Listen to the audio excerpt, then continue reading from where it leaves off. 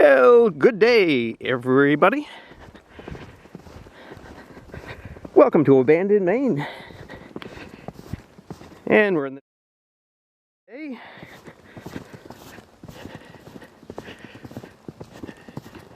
And we're looking for an old gold mine.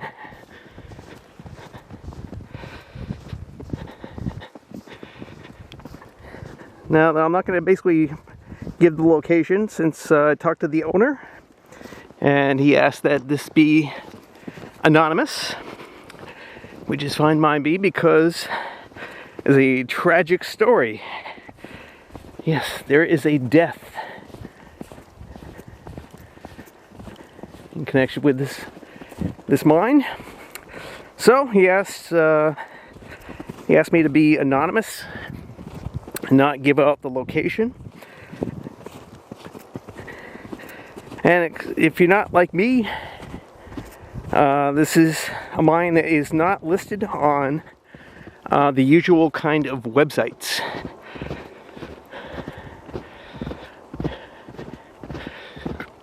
But I'll get back to you and I'll give you the story because it's kind of an interesting story too. All right. Goes back to the 19th century, if you've paid attention.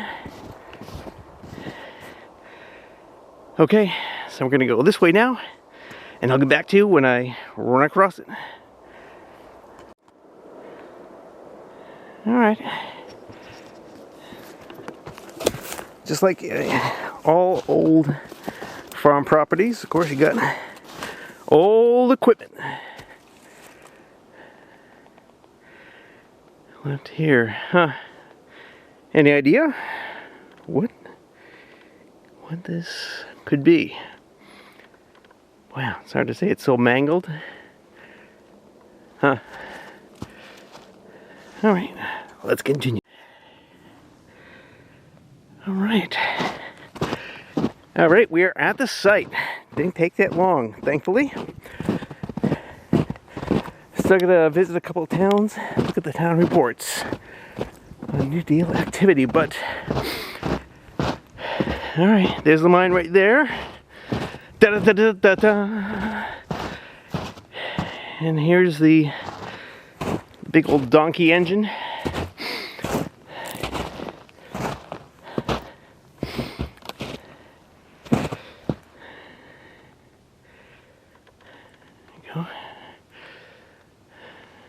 Isn't that cool?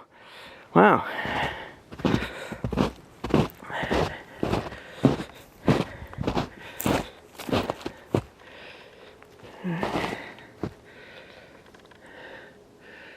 There you go. Very classic old donkey steam engine.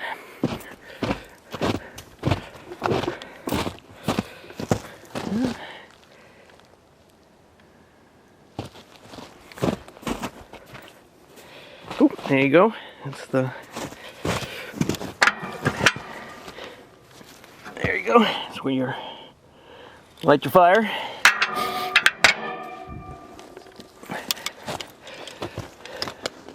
Cool. Wow. That thing looks. Okay, so this thing's got. Oh, there's the other one right there. So this is the first one they dug.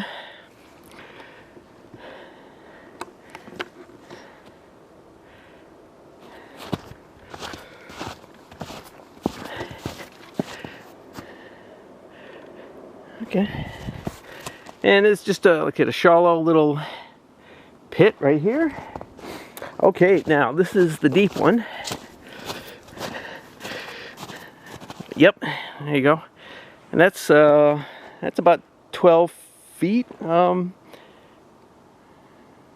don't know, 12 to 20 feet for that. All right, now this is the dangerous one. So according to the owner, the property owner, someone died in this recently.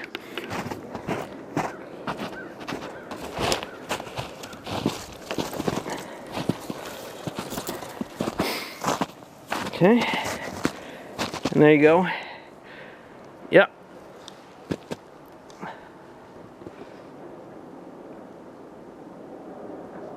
Alright, so he said this goes down about 70 feet and then splits off into kind of a Y.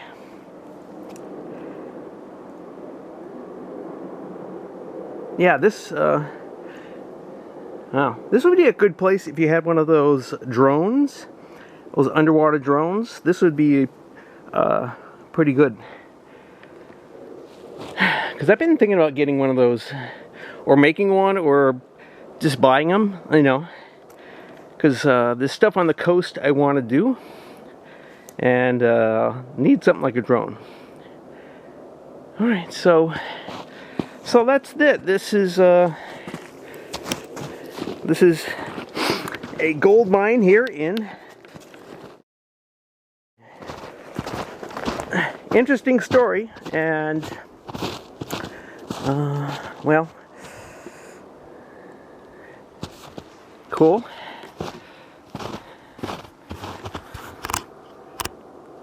Let's see if we can. Okay.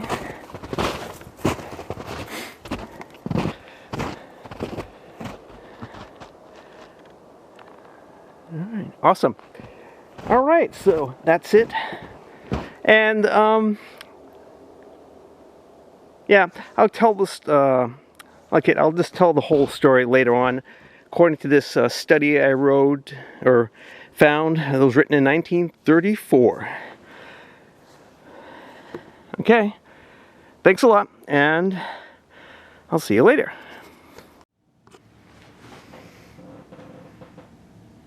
Hey there. Okay, welcome. So let's have a chat about the mine we just saw. Okay, so I'm going to read something called History of Gold Mining. Although I can't say the name of the town at the wishes of the owner, but this is a report I found online. Something written by Hamilton Boothby. It's part of his university degree.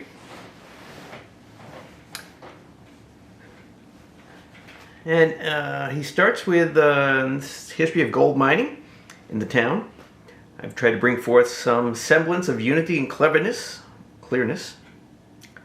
Facts which I think will be of interest to both the people of the town and students of Maine's geology and natural resources.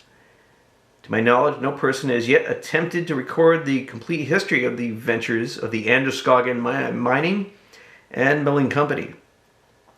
The story lives only in the realm of legend of the people of the town, and it was with this idea of securing the perpetuation of this legend that I have written the story down. I've made no attempt in this history to be technical, for I feel that the public will welcome a fireside story more than technical treatise.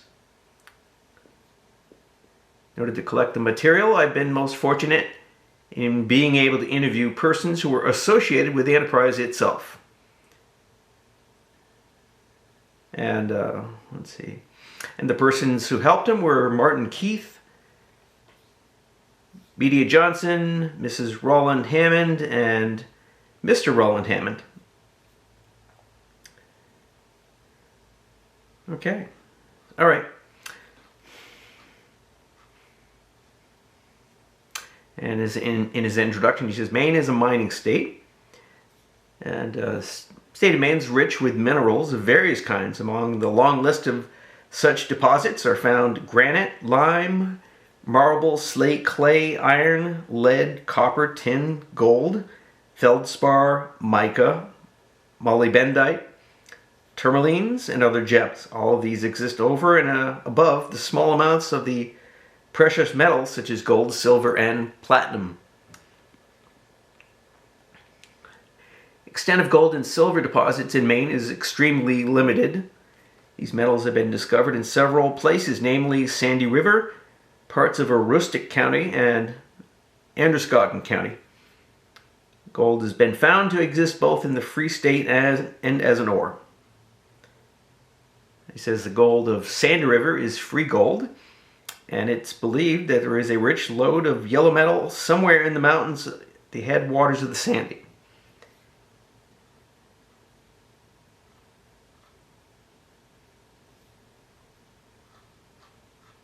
Okay.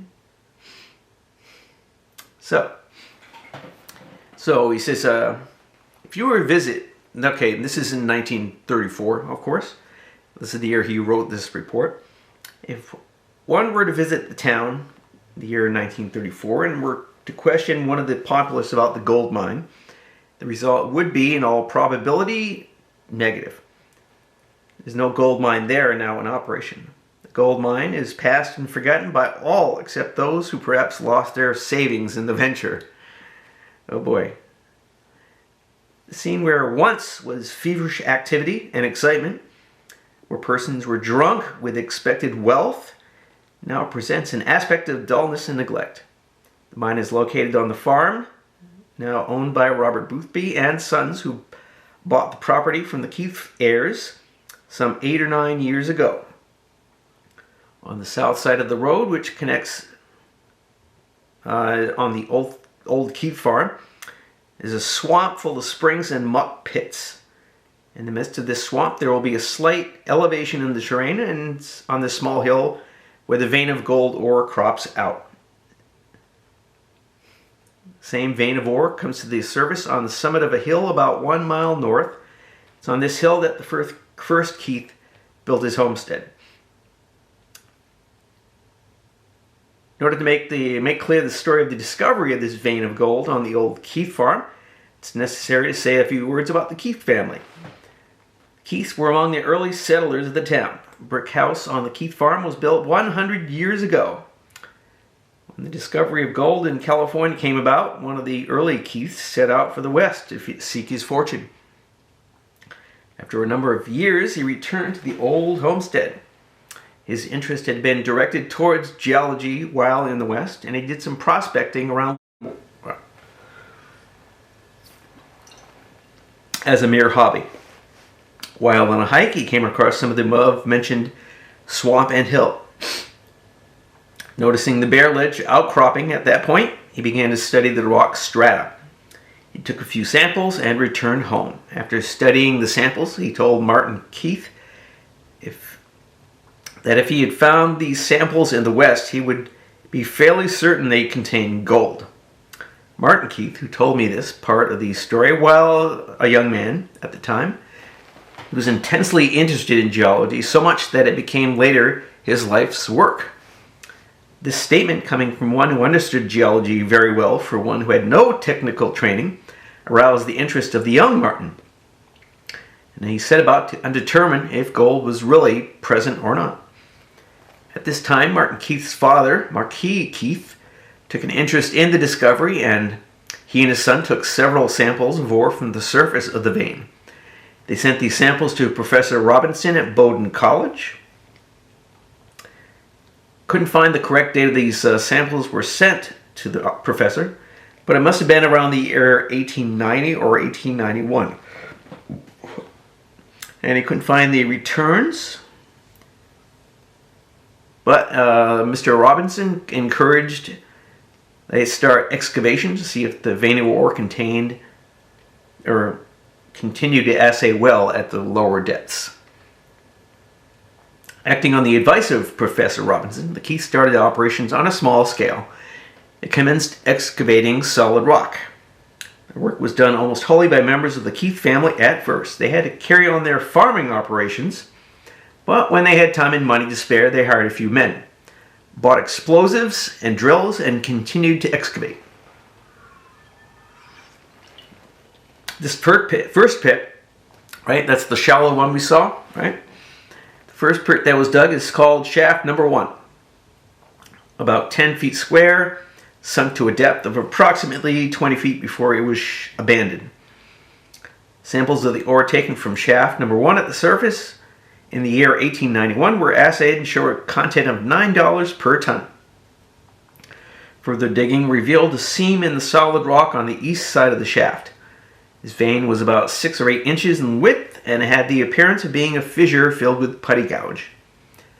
Sample of this putty gouge were taken by entirely disinterested persons, and the returns from these assays show a remarkable increase in the value of the ore. One assay ran as high as $84, another $96, and another $105 per ton of rock. In the year 1892, a sample of ore was taken from shaft number 1 in a general way. It was sent to a refining and smelting works in Rhode Island, who wrote back and said quartzite with iron pyrites intermingled with silver sulfurites, gold per ton, 2,000 pounds, $18.54. Silver per ton, $9, for a total of $27.54.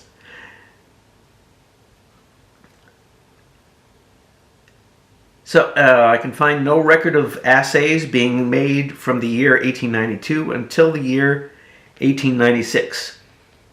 It was in 1896 that an assay was made of shaft number 2. Seems that the Keiths discovered the direction in which the fissure of putty gouge ran by the time they had sunk shaft number 1 to the depth of about 20 feet. At this time, the shaft was abandoned and shaft number 2 was started. Okay, that was the deep one full of water. Here they found some depth of drift or earth atop the gold-bearing rock. The total vein of rock or ledge was about 100 feet in width, and after excavating a few feet of earth, the rock ledge was reached. Here they discovered the fissure again. Samples of ore were taken at this depth of about 10 feet into the drift or topsoil. These samples came from the putty gouge in the fissure on top of the ledge and were sent to Rhode Island.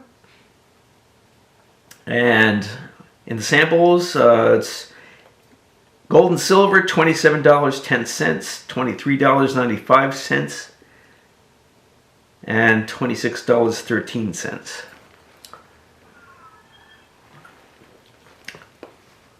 From the last mentioned assay made in the year 1896, I can discover no written evidence of operations being carried on. Martin Keith told me in an interview that I had with him sometime. Some work was done, but the Keiths were seriously handicapped by lack of capital. From 1896 until 1903, the Keiths succeeded in interesting certain parties in town and surrounding towns. Martin Keith especially was anxious to carry on more extensive operations, and towards this end, he finally succeeded in organizing the Androscoggin Mining and Milling Company.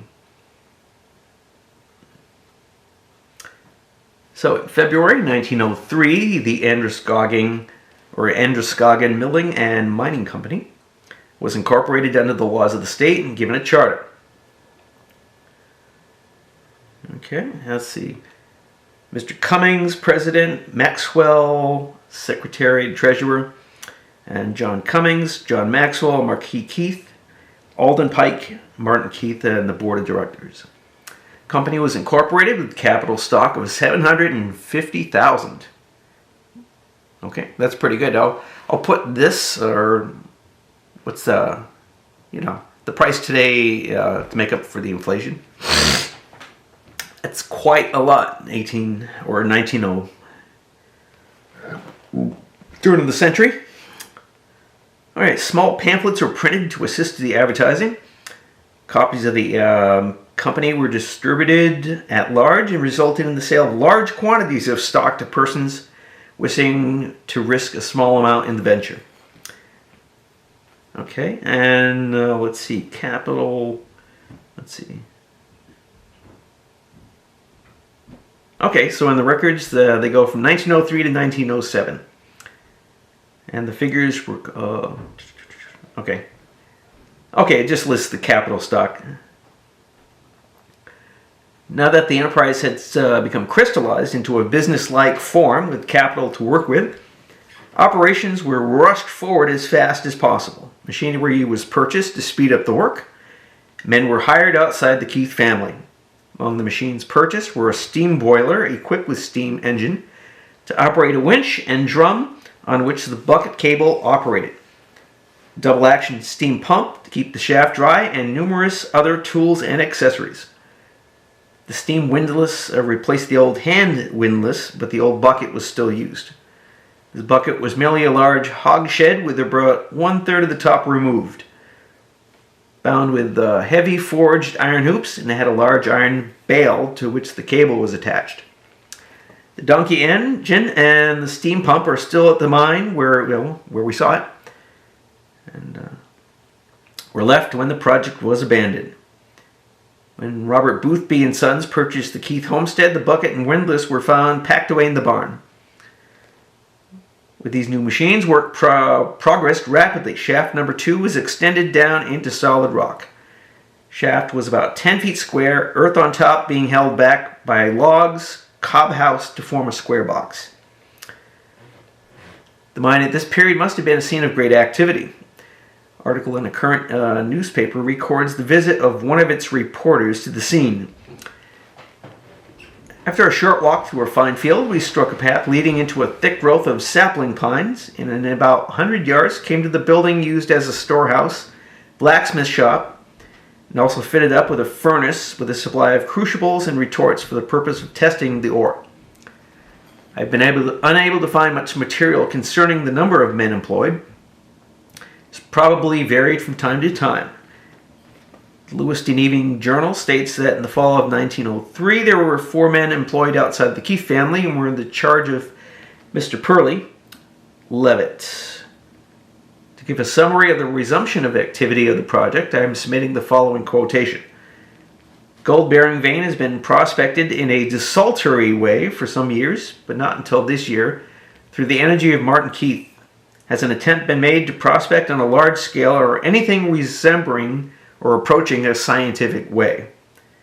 Shaft number 2 was sunk to a depth of about 45 or 50 feet. At this depth, a horizontal tunnel was excavated about 30 feet east.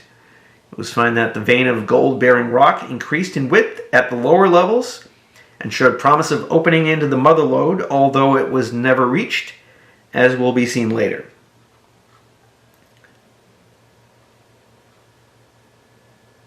Okay, let's see, down there, like the 35 foot level. Let's see. Quartzite with arsenical iron, gold per ton, $30.90, silver per ton,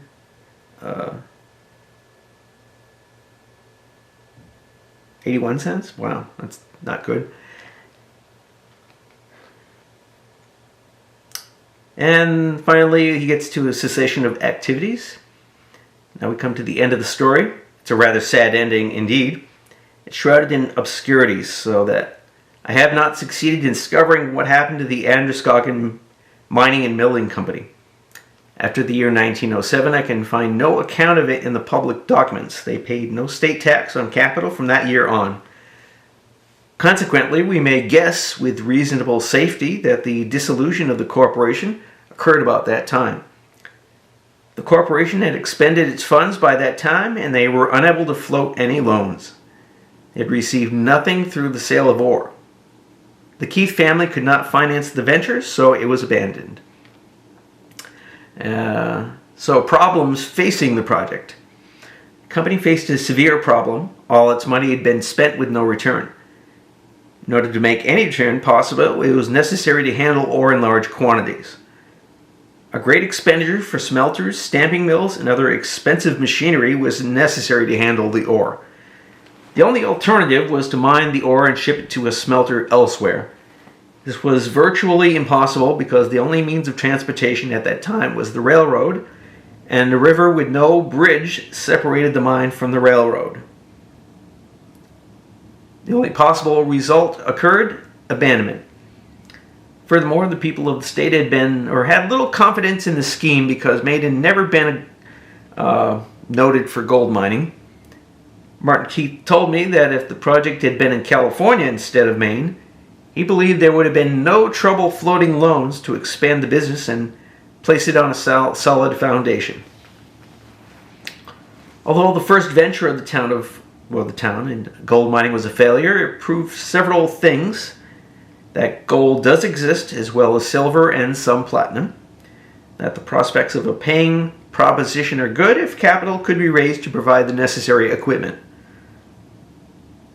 Martin Keith now has an interest in various mining businesses in Maine, but still maintains that the venture was sound and that sometime it will be developed. Nope, that ain't gonna happen. Okay, so there you go. That's the history of the mine.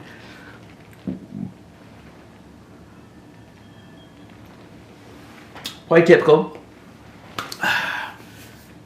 Raise some capital, nothing comes of it, and it disappears.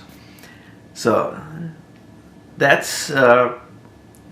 is very typical of the 1890s, 1880s, 1890s. That short little period of these like returning prospectors from the gold fields out in the west, coming and getting interest, and then just vanishes. That's what we're going to find. Every time I go out to these old mines, we're going to typically kind of find that thing. Okay. All right. So thank you for paying attention and listening, and I'll see you at the next video. So see you later.